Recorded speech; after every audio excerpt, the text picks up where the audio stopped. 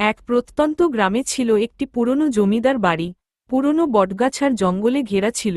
গ্রামের মানুষ একে ডাকত ভৌতিক বাড়ি বলে।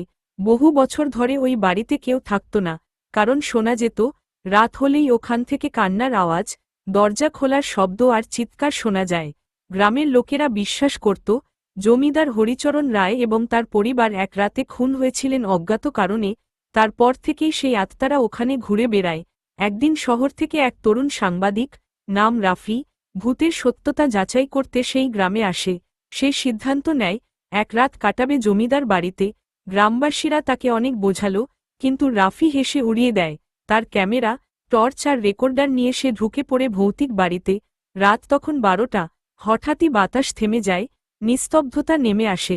রাফি দেখতে পায় দেয়ালের ছায়া নড়ছে, অথচ আশেপাশে কেউ নেই। হঠাৎ তার ক্যামেরা বন্ধ হয়ে যায়, টর্চ ঝাপসা হয়ে আসে। তারপরই এক নারীকণ্ঠে কান্নার শব্দ, একেবারে পেছনে থেকে। সে ঘুরে দাঁড়াতেই দেখতে পায় সাদা শাড়ি পরা এক মহিলা, চোখে আগুনের মতো জ্বলজ্বলে দৃষ্টি, ধীরে ধীরে তার দিকে এগিয়ে আসছে। রাফি স্তব্ধ, পা যেন জমে গেছে। হঠাৎ সেই মহিলা বলে উঠল, তারা চিহ্ন, আমার বিচার কে করবে? তারা চিহ্ন। রাফি ভয়ে দৌড়াতে শুরু করে, কিন্তু দরজা সব বন্ধ, কোথাও কোন রাস্তাও নেই।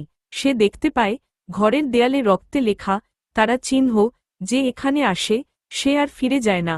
তারা চিহ্ন। পরদিন সকালে গ্রামের লোকজন দেখতে পায় জমিদার বাড়ির বারান্দায় রাফির ক্যামেরা পড়ে আছে, ভাঙা, আর পাশেই তার নোটবুক। সেখানে শেষ লাইনে লেখা ছিল, তারা চিহ্ন, ভয়াবহ,